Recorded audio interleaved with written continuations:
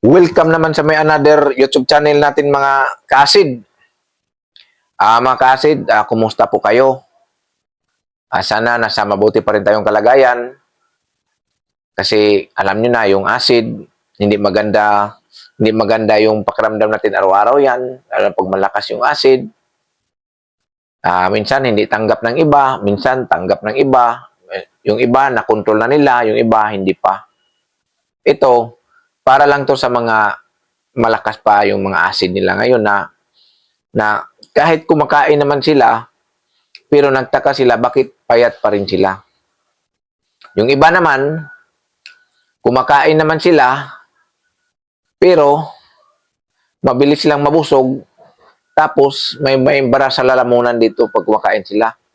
Tapos kunting kain lang, iba na pakiramdam nila, para silang atakihin sa high blood, akala na may atakihin sila sa puso, lalo na namamanhid yung liig mo, ulo mo, kala mo may high blood ka na. Ganon maraming atake yung ano natin, yung acid reflux. Ang iba naman hindi naman tayo magkaparehas ng atake. Ang iba naman kasi malakas, yung iba naman hindi masyado. Pero yung sinabi naman totoo na marami nang gumaling sa mga binibintang mga ang tawag nun, mga binibinta nilang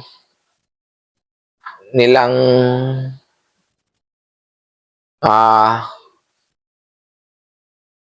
mga binibintang supplement, yung mga malunggay supplement, mga iba-iba, mga marami yan eh. Na gumaling na sila. Ako hindi ako niwala niya na gumaling sila. Pag acid kasi, mahirap yun. Gagaling ka ng ganun lang. Hindi ka gagaling noon. Kunwari lang yun yung nagsasabi noon kasi nagbebenta sila ng ganung product. Pero pag sinabi mong gagaling ka sa acid na yun lang ang gawin mo, hindi. Kasi, sa totoo lang, yung acid natin, walang ibang makagaling dito kundi tayo lang talaga. Kasi alam nyo kung tayo lang.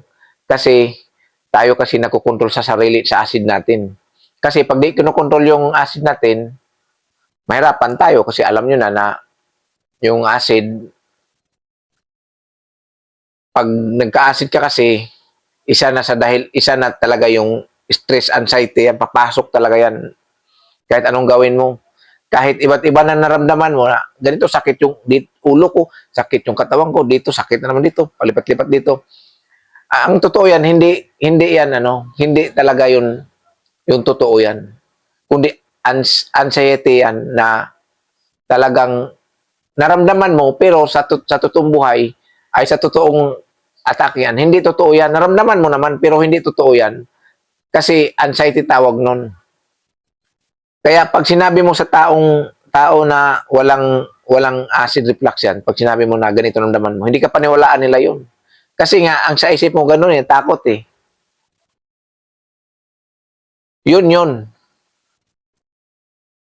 Kaya pumapasok mo yung anxiety kasi nga, hindi mo tinanggap na nagkaroon ka ganitong sakit, hindi normal yung sakit mo, akala mo may cancer ka, akala mo ibang sakit na to, hindi na to basta-basta, baka maano na ako nito, sa ospital na ako magtambay, dalhin ako sa ospital.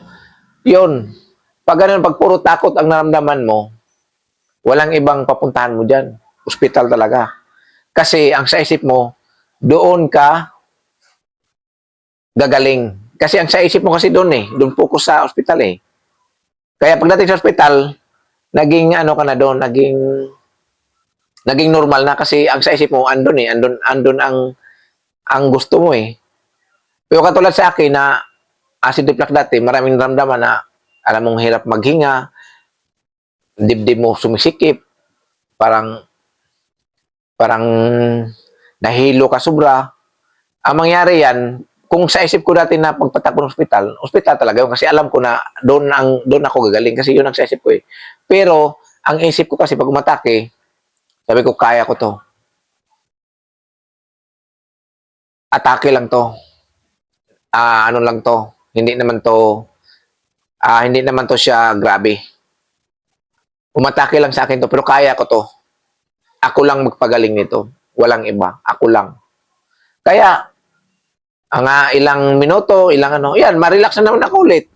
Ma-okay na. Mawala na yung naramdaman. Pero kaso, mawala nga siya. Pagdating naman ng mga ilang, mga, mga ilang oras, ilang ganun, babalik na naman siya. Ang mangyari sa acid reflux natin, pabalik-balik lang yan. Kaya nga, ang mangyari, kontrolin natin. Kasi, pag hindi mo kayang kontrolin yan, sabihin ko sa'yo, alaking gagastusin mo dyan. Kasi, pupunta ka sa ospital, bibigyan ka ng gamot. Ang gamot, pamparelax lang. Hindi yun mawala yung acid mo. Kundi, i-relax lang yung sarili mo. Ganun lang naman yun. Tapos, uminom ka ng gamot. Kasi, marami kang atake. Pag uminom ka sa gamot, mawala yon.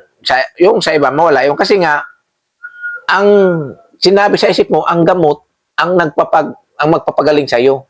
Kaya, uminom ka ng gamot, kaya nawala yon. Kasi nga, na-relax na yung isip mo dahil sa gamot na yun ang akala mong magpagaling. O kung yun ang isipin mo palagi, yung gamot, ilang taon ka ngayon, habang buhay ba, mag-iinom ka ng gamot? Kasi pag di ka inom ng gamot, umaatake siya. Pero pag may gamot, hindi umatake. Mag-maintain ka na ba ng gamot? Gusto mo bang mag-maintain ka ng gamot? Magkano din yung gamot yan? Mahal yan. Kung i-maintain mo yan ng ano yan. Kaya walang ibang makatulong dyan talaga, mga ka-acid. Tayo lang. Minsan, para ma-relax tayo, makipag-usap tayo sa mga taong may acid, makipag-usap ka ng ganito. Kasi nakaintindihan kayo eh. Huwag mong kausapin yung walang acid. Kasi hindi kayo makaintindihan yan. Oo nang oo lang yun. Pero yung naramdaman mo, natatakot ka na, gano'n na. At saka, isipin mo, pag umupo ka, pag tayo mo, mahilo ka na eh. Tapos pag lakad mo konti, hinihingal ka na. Kaya nang mangyari pag may acid tayo. Kaya ang acid, pag may acid tayo, dandahan lang yung galaw, ang galaw na example, nakaupo tayo, huwag tayong tatayo ng diretso. Dapat, inhale, exhale muna tayo bago tayo tatayo ng kahit ilang minuto lang, inhale, exhale bago tayo tatayo. Para, hindi naman tayo mahilo. Ganun lang naman yung mga acid. Walang ibang makagaling yan, kundi tayo-tayo lang. Walang ibang tao na tutulong sa'yo, kundi ikaw lang talaga na maging matapang ka, mag-relax ka na ganito, na kaya ko to.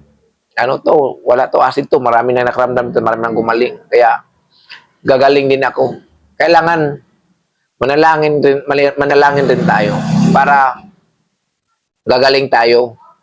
Huwag puro negative na, wala na ako nito, goodbye na ako, may sakit na akong malala, kailangan na akong operahan. Wala yun. Isip mo lang yun na ganun. Pero kung labanan mo yan, pabayaan mo, kung atake. Kasi, gumatake kasi yan, wala kang magawa dyan. Kundi, ikaw lang talaga, dapat ganito, bakit ganito, ang dami kong ganun yan. Huwag ganun, labanan mo na, kaya ko to, may naramdaman ako, gagawa ko ng mga bagay na para mawala yung nasa isip ko ng takot, ganun. Mawala yun. Ganun lang makasid. Hanggang dito lang makasid. Maraming salamat.